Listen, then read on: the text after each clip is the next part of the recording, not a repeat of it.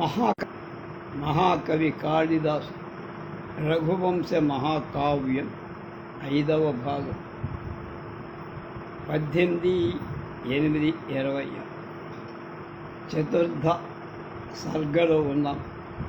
రఘుమహారాజు రాజ్యానికి వచ్చాడు, ఎలా విస్తరిస్తున్నాడు, పౌరుష ప్రతాపాలు ఎలా చూపిస్తున్నాడు అనేది వరి. వంగానుత్థాయ తరస నేత నౌసాదనోజ్యతాన్ నిజభాన జయస్తంభాన్ గంగాశ్రుతోంతరేషు చ. దీనికి తెలుగు వచనానువాదం విద్వాన్ విశ్వం గారిది మనం వాడుకుంటున్నాం, ఉపయోగిస్తాం. నౌకా బలంతో ఎత్తి వచ్చిన వంగదేశీయుల రఘుమహారాజు మహాబలంతో నిర్మూలించి గంగానది ప్రవాహ తీరాల జయస్తంభాలను నాటించారు.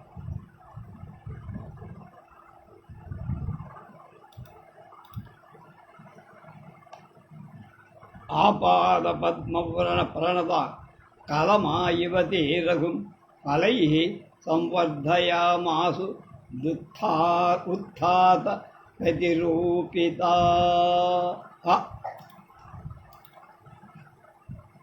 ఎదిరిస్తే భ్రష్టులను చేసి తిరిగి తనకు లోబడగా రాజ్యంలో సుప్రతిష్టలను చేసిన రాజులు వాళ్ళు పీకి తిరిగి నాటగా, నారు పీకి తిరిగి నాటగా వరి బాగా వంగి పంట బాగా ఇచ్చినట్లుగా ధనాలతో ఆయన ధనాగారాన్ని ఒక్కసారి నింపారు.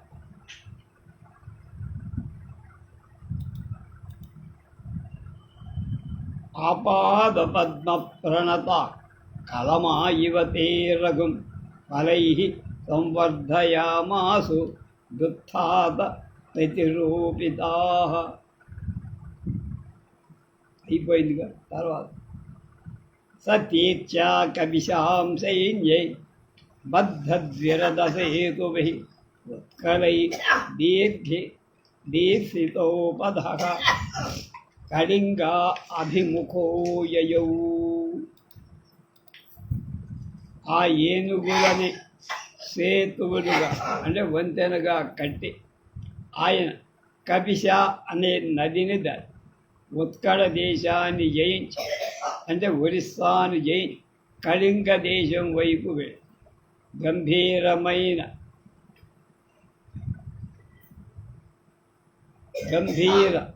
వేది అనే గజ విశేషాన్ని లొంగ తీసుకోవటానికి మావటీడు అంకుశంతో తలపై పొడిచిన ఆయన మహేంద్ర పర్వత శిఖరంపై తన పరాక్రమ ప్రతిష్ఠ చేసి గజబలం ఎక్కువగా గల కళింగుడు ఆయనపై బాణవర్షం కురిపిస్తూ తన రెక్కలు ముక్కలు చేసుకోవచ్చిన శక్రుడిపై పర్వతం శిలావర్షం కురిపిస్తున్నట్లుగా ఎదిరించి మహేంద్ర పర్వతంపై ఆ శత్రువుల బాణవర్షానికి తట్టుకోలేక దానిలో మంగళ స్నానం ఆచరించిన వాడిలాగా ఆయన జయశ్రీని చేపట్టాడు.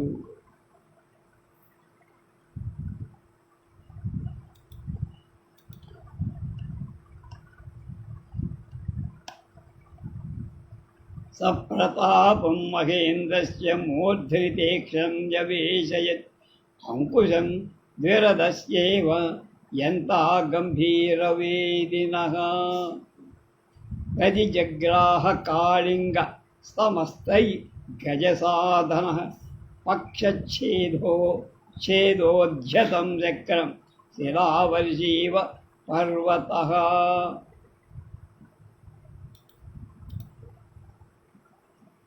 గజబలం ఎక్కువగా ఉన్న కళింగరాజు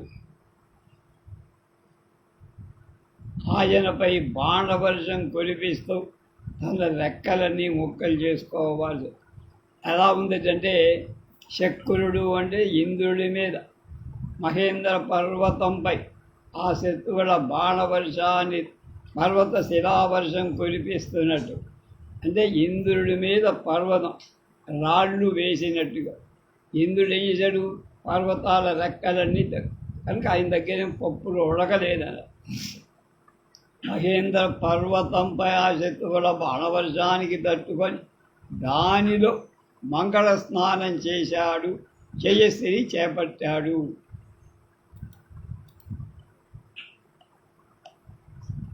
విభాం విసయ్య కాకుత్స తత్రన్నారాచ దుర్దినం సన్మంగళస్నాత ఇవ ప్రతిపేదే జయశ్రితం.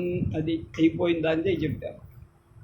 జంబూలీనాం తాంబూలీనాం దళై తత్ర రచిత పానభూమయః నారికేళాసనం యోధ శత్రవః న వపుర్యశః. అక్కడ రఘు సైనికులు పానభూములు, అంటే తాగటానికి వీలుగా మంచి టెంకాయ కళ్ళు, తమలపాకు దొన్నెలలో పోసుకొని తమ శత్రువుల కీర్తులతో పాటు వాటిని కూడా తాగేశారు.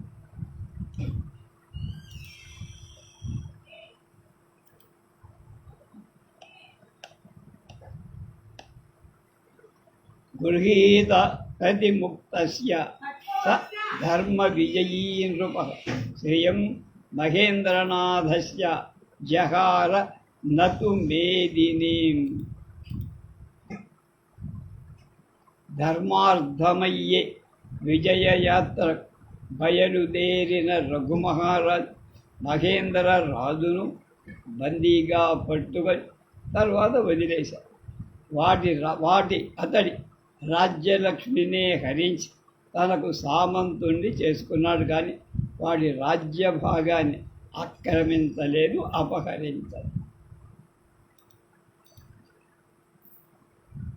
జహార నతు మేదిని. తతో వేళా తతేనైవ వలవత్పూగమాలిన అగస్య చరితాచు మామాశ మనాశాస్య జయో యయౌ.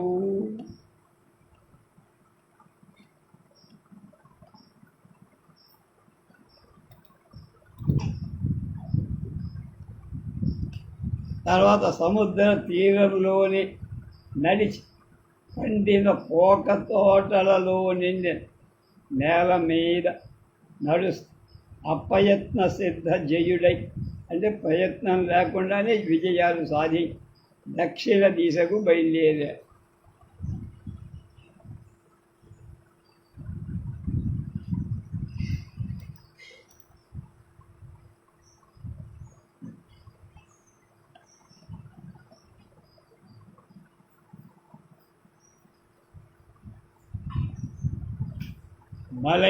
బలైరధ్యుషితాస్తస్య విజిగీషోర్గతాధ్వనః మరీచోద్భ్రాంతహారీశ హారీత మలయాద్రేరుపత్స్యకాః.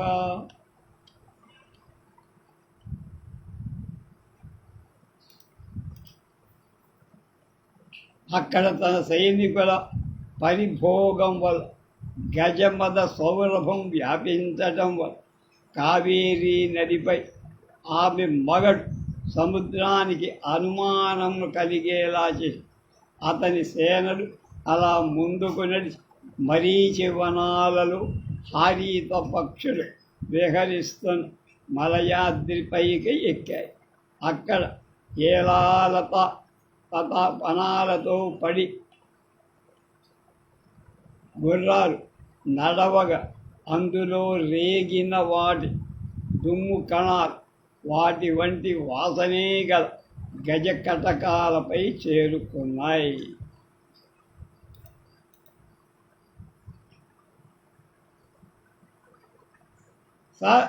సంజు అశ్వకుంక్షుణ్ణాన మేరానాముత్పతిస్తతః తుల్యగంధిషు మత్తే కటేషు హఠరేణువః.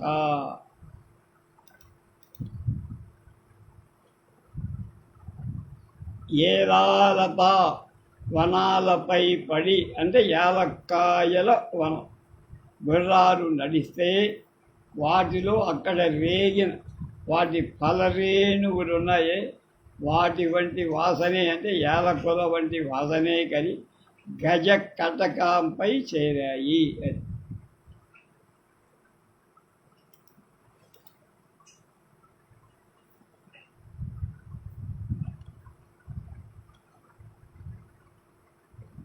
భోగి వేస్తన మార్గేషు చందనానాం సమర్పితం నాస్సత్ కరిణాం గ్రైవం త్రిపది చిదివామసి.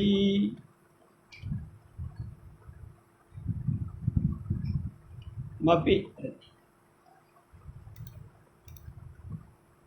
పాముడు చుట్టుకొని కత్సులు పడిన చందన వృక్షాలకు అంటే వాటికి ఆ చుట్టుకోవడం మూలంగా వాటి ఆ భాగంలో అంతా ఉరుసుకుపోయాయి.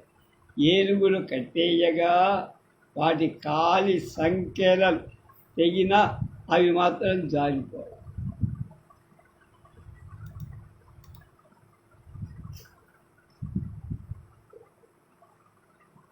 దిశి మందాయతే తేజో దక్షిణస్యాం రవేరవి తస్యామేవ రఘోపాండ్యాః ప్రతాపం న విషేహిరే. దక్షిణ దిక్కుకు రాగానే సూర్యుడి తేజస్సు కూడా మందమవుతుంది కదా. దక్షిణాయనంలో సూర్య తేజస్సు మందమై రఘుపరాక్రమం మాత్రం అక్కడ కూడా పాండ్యులకు దుస్సహమే అయ్యింది. అంటే ఉత్తరం అయిపోయింది, దక్షిణానికి వచ్చాడు జైత్రయాత్ర. తామ్రపర్ణీ సమేతస్య ముక్తాసారం మహోదధే తే నిపచ్చ దదుస్తస్మై యశః త్వమివ సంచితం.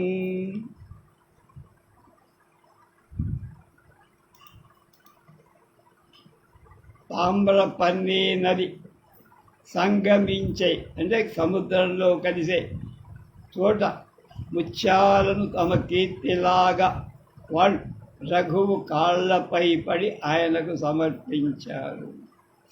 అంటే రాజులంతా తెల్ల జెండా ఎత్తేసి ఆయనకి జై కొట్టేశారు.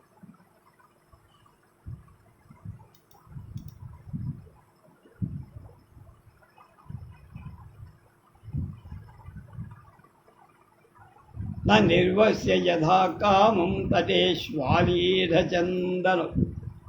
స్తనావివదిశస్తస్య శైలౌ మలయదర్దురౌ అసహ్య విక్రమసహ్యం దురాన్ముక్తముదంగత నితంబమివ మేదిన్యాః ప్రస్తాంశుక మల అలంఘయత్.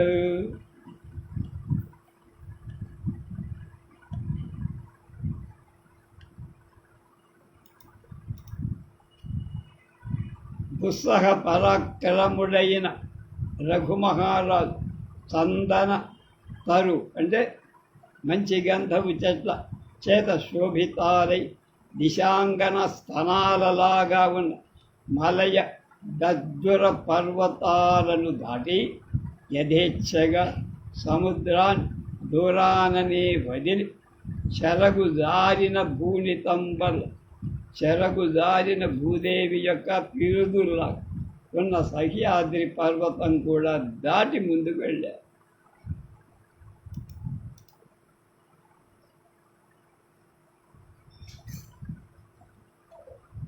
భయోత్కృష్ట విభూషాణ తేన కేరళయోషితాం ఫలకేషు చమూరేషు శోర్ణ ప్రతి నిధీకృతః.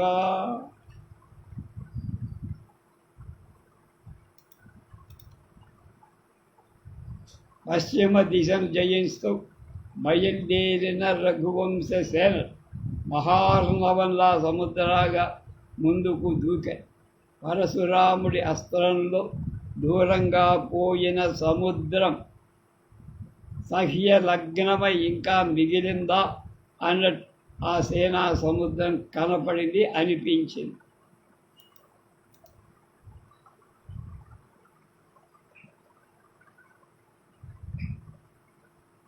అభ్యభూయత వాహహానాం చరతాం గాత్ర సంజితై వర్మిభిః పవనోద్ధూత రాజతాళి ననధ్వని. ఆయన ఓడి భయభ్రాంతులైన కేరళ యువతులు తమ అలంకారాలను వదిలేసి ఆ సేన సముద్భూత రేణువుచ, అంటే సేన వల్ల రేగిన దుమ్ముచ కుంకుమలా వాళ్ళ ముంగురులపై పడి వాళ్ళకి అలంకరించాయట. ఓడిపోయినా వాళ్ళకి ఆనందంగా ఉందని అర్థం.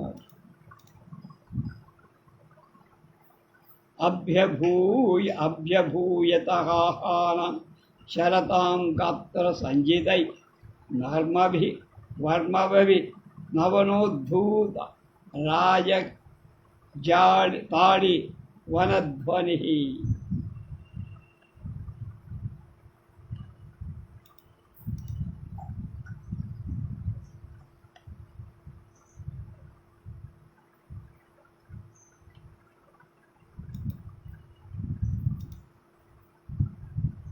ఖర్జురీ స్కందసద్ధానద్ధానాం మదోద్గార సుగంధిషు కటేషు కరణాం తే పున్నాగేభ్యః శిలీముఖాః.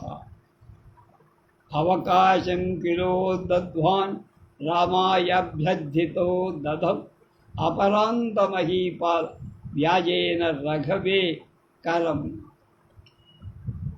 నత్తేభ కథ రథనోత్కీర్ణ్య వ్యక్త విస్కర్మలక్షణ త్రికూటమేవ తత్రోచ్ఛయ జయస్తంభం చకార సహా.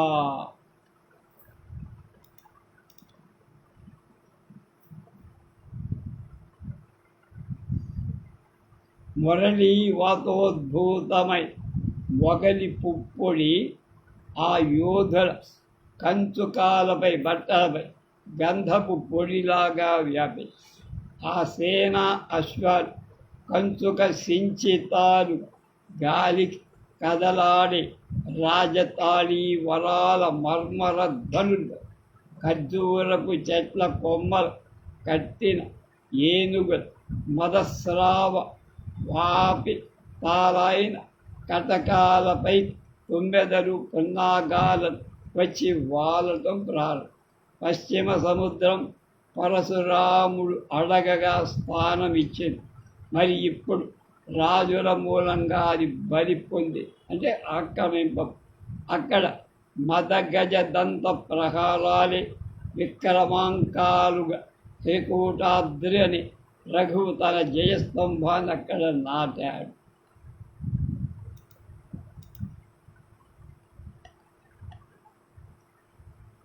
పారసీకాంస్తతో జేదు ప్రదస్తే స్థలవర్త్మన ఇంద్రియాఖ్యా నిపురిపం నివ రిపుం సత్వజ్ఞానేన సంయమీ.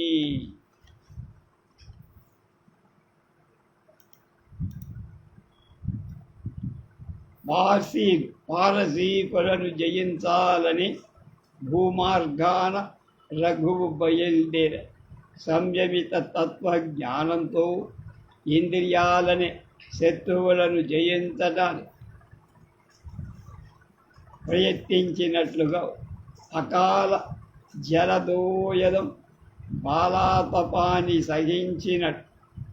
సహించనట్టు రఘుమహారాజు యవన స్త్రీ ముఖపద్మ మధు మదాన్ని సహించలేకపోయి వాళ్ళ ముఖం అతనికి ఎంతో ఇష్టపడలే. అది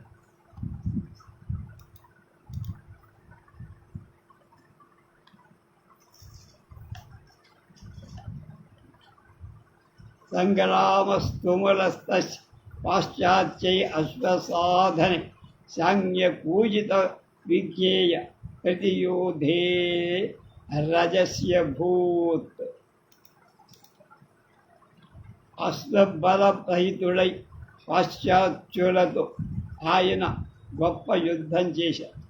ఆ రజసంగా వ్యాప్తిలో అంటే ఆ ధూళి వ్యాప్తిలో కేవలం ధనుష్టంకారాల మూలంగానే శత్రువు యోధుని తెలుసుకోవడానికి వీలైంది. అంటే కళ్ళన్నీ కూడా దుమ్ముతో మీసాలు ఉంచుకొని తలలు బోడి చేసుకొని ఆ పాశ్చాత్యుల తలలలో తేనెటీగలతో నిండిన తేనె తెట్టెలతో లాగా నేల అంతటిని ఆయన నింపేశాడు.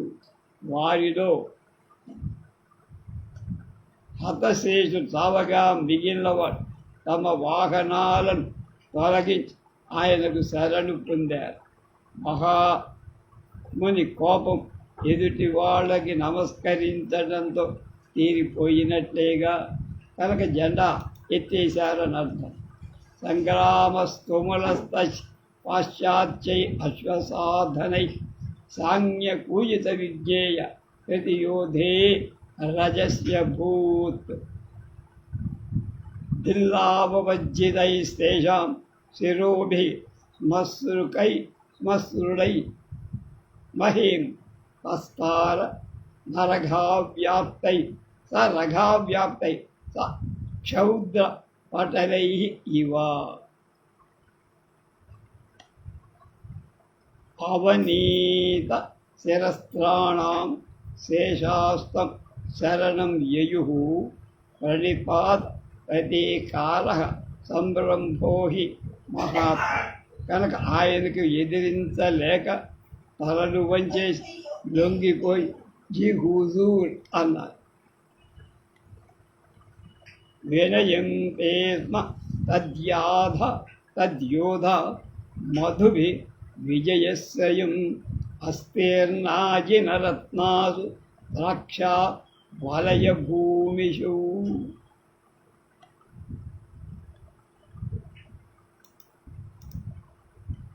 అక్కడ చర్మ కంబళాల పరిచిన ద్రాక్షావన భూముల మీద కూర్చొని రఘు సైనికుడు ద్రాక్షారసం తాగుతూ తమ విజయం అనే శ్రమని, అంటే యుద్ధం చేసిన శ్రమని మందు కొట్టి తీర్చుకున్నారు.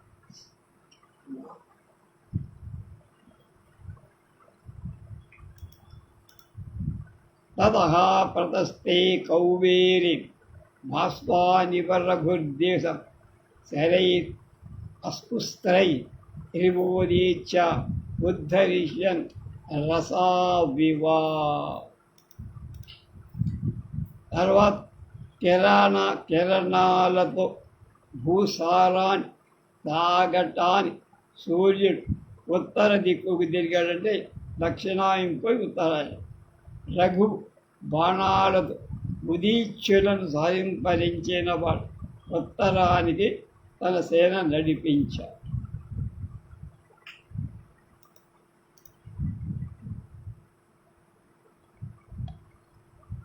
వినీతాధ్వస్రమోస్త సింధు తీరే వినేస్తనై దదువు వాజినః స్కంధాన్ లగ్న కుంకుమ కేశరాన్.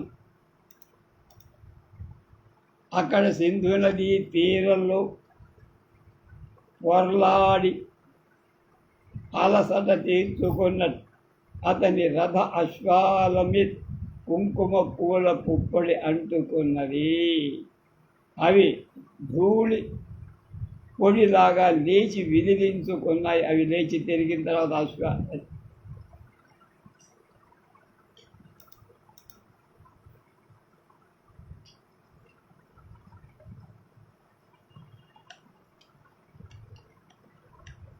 తత్ర హూణావరోధానాం భర్తృషు వ్యక్త విక్రమ కపోల పాటలాదేశి బభూవ రఘుచే స్థితం.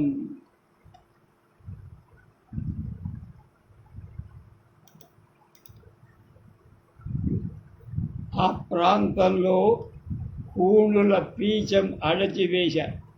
తన మగల తలలు తరిగాడు, అంటే మగల్ని చంపేశాడని వార్తలతో అతని పరాక్రమం తెలిసిన పూర్ణదేశ స్త్రీల కపోలాలు కెంపులు పూస కాంభోజులు ఆయన ధాటికి ఆగలే ఏనుగులు కట్టిన అక్షోటాలని చెట్లతో పాటు అతనికి ముందు సాగిల పడిపోయాయి. మంచి గుర్రాలతో పాటు ధన కనక రాసుల రఘువుకు వాళ్ళు కానుగ్గా అప్పగి అంత ధనం తనకు దక్కినా ఆయనలో గర్వం ఇంత మాత్రం కూడా లేదట. అది రఘు మహారాజు గొప్పద. తేషాం సదస్వ భూయిష్టాస్తుంగ ద్రవిణదాసయ ఉపదా వివసు స్వస్ర నో చేకాహ కోసలేశ్వర. కనుక గర్వం లేకుండా నిగర్వంగానే ఉన్నాడు.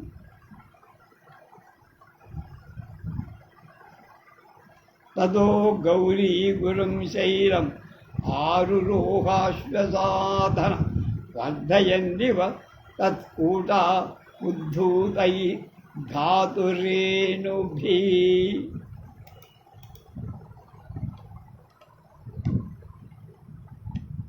తర్వాత గుర్రాలపై ఎక్కి సేనలతో హిమాలయం చేరాడు. అశ్వకుల సముద్భూత రేణు పటంతో ఆ కొండ కొమ్మలు మరింత ఉన్నతం చేశారు.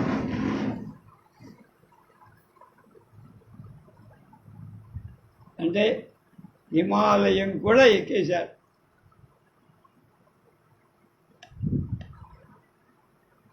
సశంస తుల్యసత్వానం సైన్యఘోషోవ్య సంభ్రమం గుహాశయానం సింహానం పరివృత్యావలోకనం.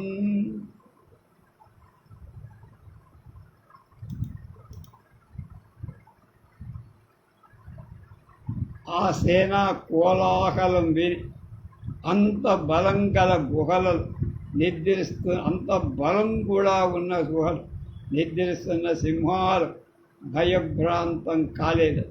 ఊరికే సింహావలోకనం చేసి విని ఊరుకున్నాయి. శశంస తుల్య సత్వానాం సైన్యఘోషేప్య సంభ్రమం గుహాశయనాం సింహానాం పరివృత్య అవలోకనం. ఏది మామూలే కదా అనుకున్నాయి. సింహాలేం బెదర్లేదు, కంగారు పడలే. అది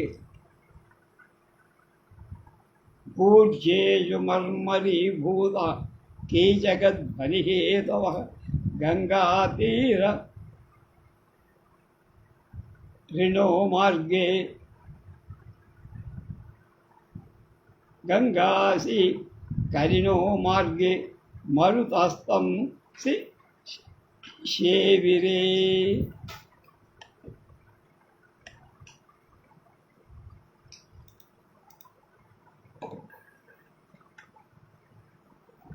మంచుదారులో భూర్జర వృక్షాలలో, హిమాలయం మీద భూర్జర వృక్షాలు, వాటిలోంచే కాగితం తయారు చేసి ఆ భూర్జర పత్రాల మీదే రాసుకునేవారు. తర్వాత మనకి తాటాకు. అంత బలం గల గుహ అయిపోయింది.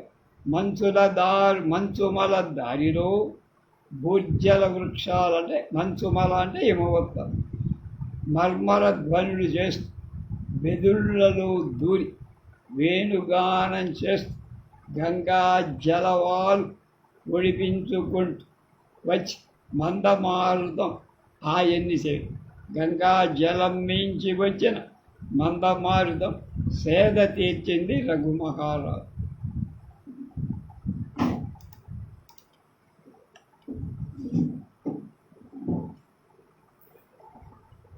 విసహస్రమూర్ణమేరూణ ఛాయాస్యధ్యాస్క సైనిక దృశతో వాసితోత్సంగ విషన్న మృగనాభి.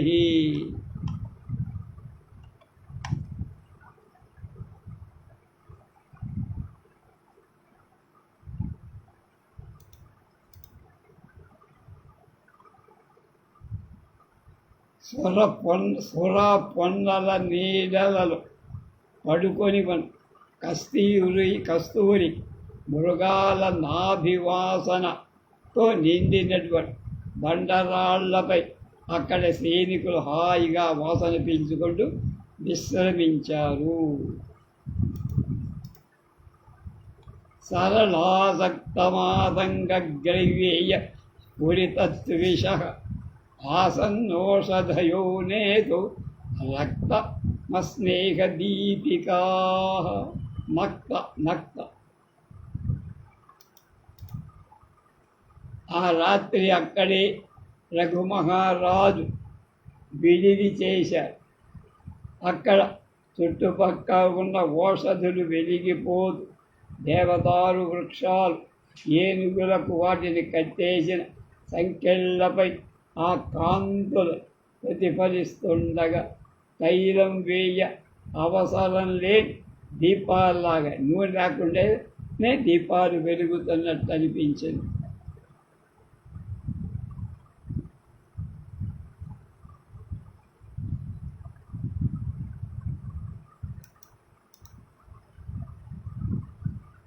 అస్నేహ దీపిక. స్నేహం అంటే నెయ్యి, నూనె. నూనె లేకుండా దీపాలు వెలిగినట్టు. తసోచ్ఛృష్ట నివాసేషు వివానేషు శంకరజ్జు క్షతత్వజ గజవర్ణ కిరాతేభ్య శశంసుర్దేవదారవ.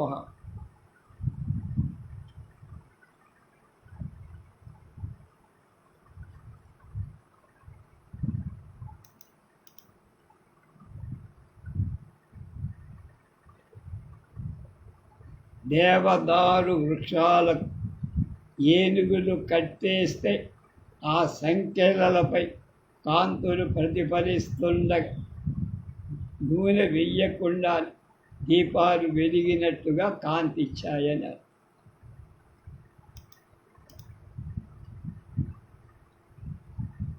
తత్ర జంజం రఘోర్ఘోర పార్వతీయైర్గణైరభూత్ నారాజ క్షేపణీయాస్మ నిష్పేషో పతితానలం.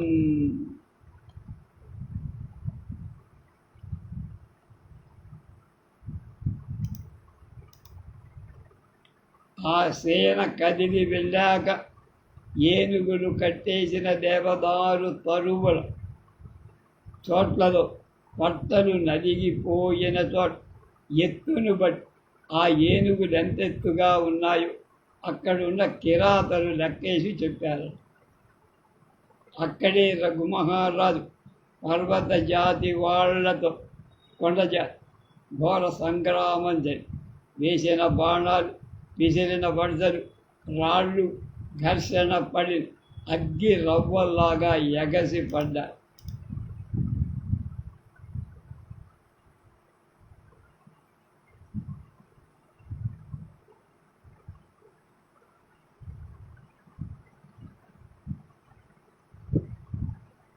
విసర్పేణ విజ్ఞాతస్తేషు పాయన పాణిష్ రాజ్ఞా హిమవతః రాజ్ఞి సారో హిమాద్రిణా. తత్రాజోక్యం యశోరాశి వినేశ్యావరురోహ పౌలశ్చ తులితస్యాద్రే రాదధాద ఇవ క్రియం.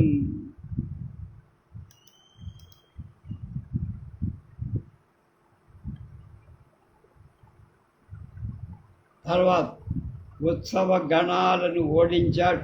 కిన్నెరలు తమ జయగాథలు గానం చేశారు. వాళ్ళు అందరూ కలిసి వచ్చి కానుకలో హిమవంతుని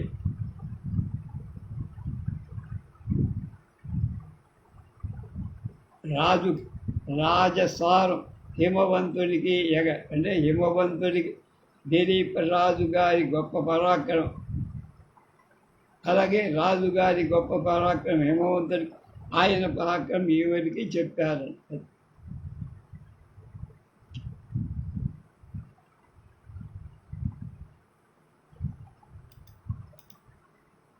తత్రాక్షోభ్యం యశోరాశిం వివేశ్యాన్ ఆరురోహస పౌలశ్చ తులితస్యాద్రి రాదధాన్ ఇవ క్రియం.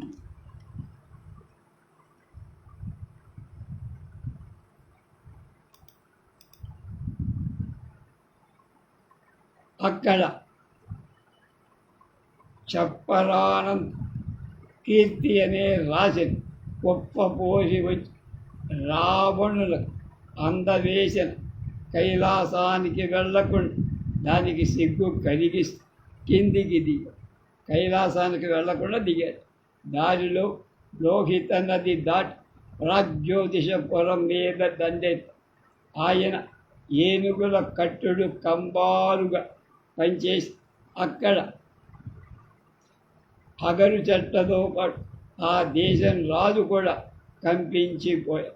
సూర్యుని కప్పేసే మబ్బు పట్టగానే వాన రాకుండానే గుగ్గిలం కల్పించిన రఘుసేన పదధూళికే ఆ రాజు తాళలేకపోయాడు.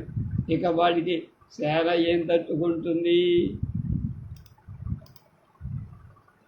చకంపే తీర్ణదౌహిత్యే తస్మిన్ ప్రాగ్జ్యోతిషేశ్వర తంగ జాలానత ప్రాప్తై సహకాలారు అగరుద్రుమై సప్రహేసేన ఉద్ధార్ధ సుధారావర్షదుర్దినం రథపద్మరజో వ్యస్య కుత ఏవ పతాకిని. ఆయనే సైన్యానికే తట్టుకోలేకపోతే మిగతా వాడు రఘుమహారాజుకి ఎవరు తట్టుకోగలరు? లొంగిపోయారు. తమీశ కామరూపాణం అత్యాఖండల విక్రమం భేజే భిన్నకటైర్నాగై అన్యా ఉపరురోధయై.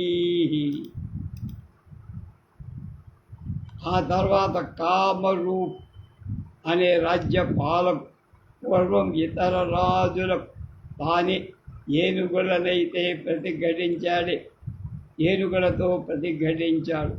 ఆ మదధార స్రవించే ఏనుగు నికరాన్ని ఉపదగా కానుకగా తెచ్చి అఖండల సమవిక్రముడై రఘువు ముందు రణమిల్ల.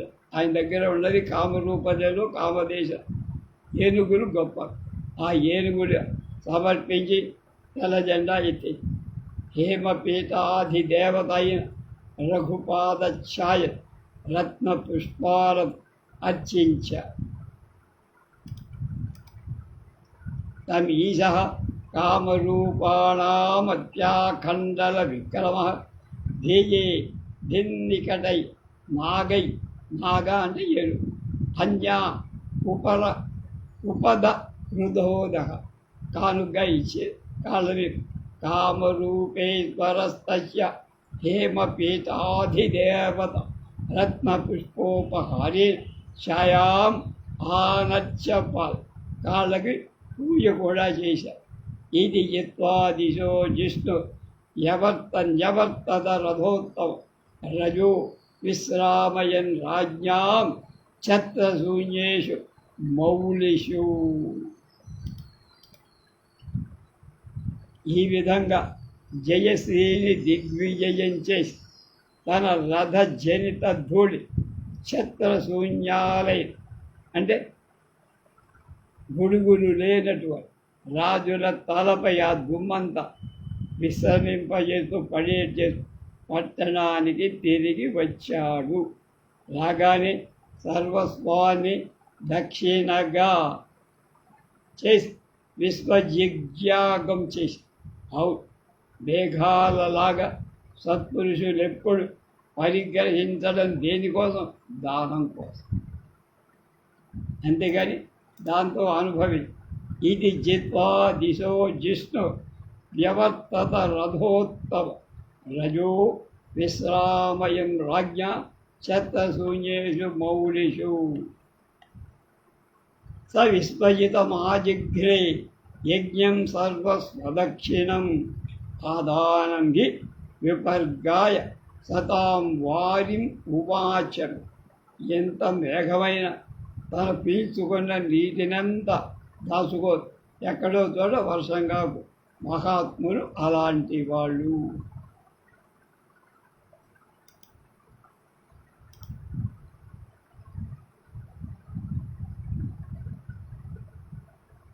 మేఘాలలాగా సత్పురుషులు ఎప్పుడు పరిగ్రహించడం అంటే ఏదైనా తీసుకోవడం దేనికి? దానం చెయ్యటానికే.